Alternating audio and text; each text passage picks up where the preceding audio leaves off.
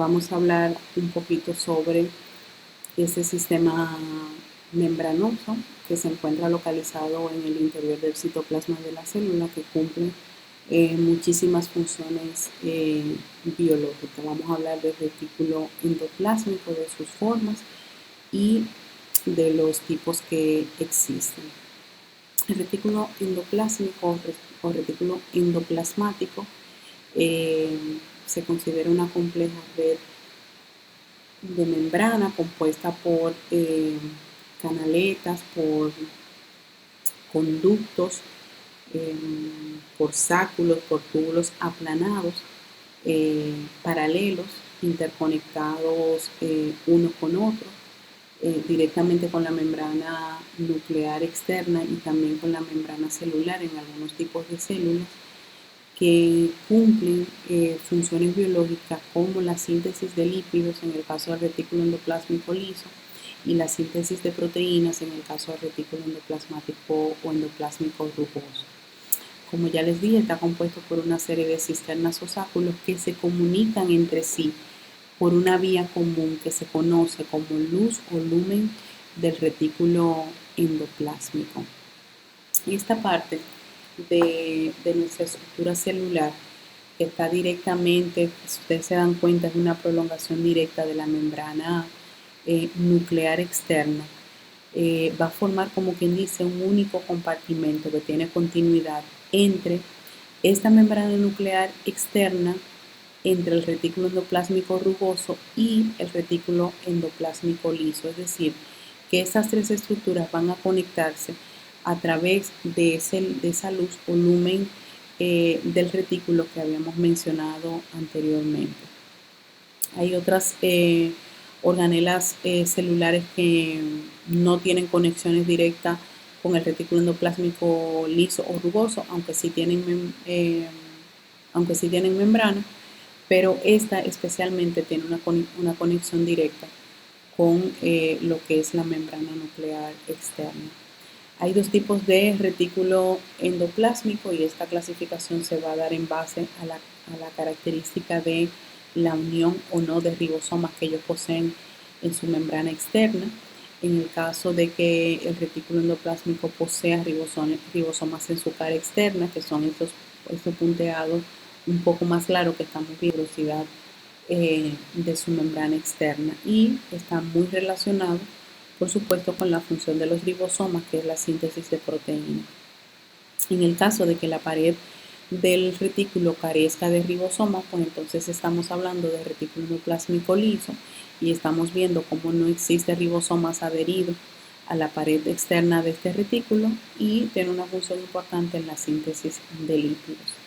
En el caso del retículo endoplásmico rugoso, aunque veamos en la parte externa ribosomas agregados, pues entonces en la parte interna, en la cisterna de adentro, pues no, vemos una superficie totalmente lisa. Aunque estas estructuras están unidas, están contiguas una de otra, pero tienen funciones muy disímiles cada una. En el caso del retículo endoplasmático rugoso, como ya les dije, la parte que posee los ribosomas agregados en su membrana externa, forma una especie de sáculos aplanados que se continúa con la membrana nuclear externa, y esa parte externa del retículo que tiene los ribosomas agregados, pues entonces es su apariencia física quien le va a dar el nombre de retículo endoplásmico rugoso. A esos ribosomas que están unidos a la pared externa del retículo se le llama ribosomas adheridos o ribosomas asociados. Por supuesto, los otros ribosomas que están dispersos en el citosol pues van a cumplir con una función también de síntesis de proteínas, pero van a estar libres, no van a estar unidos a ninguna estructura. El retículo endoplásmico rugoso es la organela celular que desempeña la función central de la síntesis de proteínas, y no solamente de la síntesis, sino también del ensamblaje, de la acomodación de esa proteína para que puedan realizar sus funciones. Y por supuesto, esta función se debe a la cantidad de ribosomas que tiene agregado en su pared este retículo. el retículo endoplásmico rugoso es capaz de sintetizar proteínas que van a ser utilizadas en el interior, que van a ser almacenadas, ensambladas y que van a tener sus funciones enzimáticas ahí mismo en el interior de esas cisternas de retículos, pero pueden también ser proteínas y con otras funciones distintas que van a ser exportadas para que sean destinadas a otros orgánulos celulares que vayan a necesitar de esta biomolécula para la estructura de la membrana celular y para ella realizar prácticamente todas las funciones que tienen las proteínas. De manera general podemos decir que el retículo endoplásmico rugoso participa en la síntesis, en el almacenamiento y en el transporte de proteínas. Ahora, para la síntesis de proteínas van a ser útiles los ribosomas que tienen agregados, pero no solo los ribosomas. Estos ribosomas deben unirse al ARN, que es quien va a permitir la expresión, va a traer el mensaje y va a permitir la traducción de esa información genética codificada en el ADN. Y entonces una vez que esas proteínas sean sintetizadas, pues entonces se forman en las vesículas para que se conviertan en producto de excreción, pasan al lumen o a la luz del retículo y entonces después son transportadas en vesículas. Algunas proteínas que no van a ser transportadas en vesículas, pues van a ser adosadas a la propia membrana del retículo para seguir construyendo y renovando constantemente esta membrana celular. Y otra función con la que cumple el retículo endoplásmico rugoso es la glucosilación, es decir, la unión covalente de proteínas con oligosacáridos para formar las glicoproteínas o glucoproteínas. Este es un proceso que se inicia en el retículo endoplásmico rugoso, pero que sabemos que va a tener su paso final en el aparato de Golgi. Como la glucosilación tiene lugar en el interior de las cavidades, y lo habíamos mencionado antes, pues entonces las proteínas sintetizadas en los ribosomas libres pues no van a sufrir este proceso de glucosilación. El retículo endoplasmático liso, pues lo vamos a identificar por la ausencia de ribosomas en su pared externa. Está constituido también por una red de túbulos unidos directamente al retículo endoplásmico rugoso y que se conectan en el interior a través del lumen. Tiene la apariencia de una especie de tubos que es liso en su pared externa y en el interior de esas paredes van a estar contenidas una especie de enzimas que tienen características fundamentales en la catálisis de la síntesis de lípidos y también de algunos carbohidratos. Este retículo endoplasmático liso es el lugar principal para la síntesis de los fosfolípidos, del colesterol, que es necesario para la formación de las membranas celulares, del colesterol que es necesario para la síntesis de las hormonas sexuales, tanto masculinas como femeninas, que utilizan esta molécula como precursor. Y también va a tener una función importantísima en el caso de los retículos endoplasmáticos lisos que encontremos en el hígado, en la degradación del glucógeno. Aquel polisacárido que habíamos visto de origen animal que se almacenaba en el hígado y en el músculo, pues va a ser degradado gracias a las enzimas que están localizadas en el retículo endoplasmático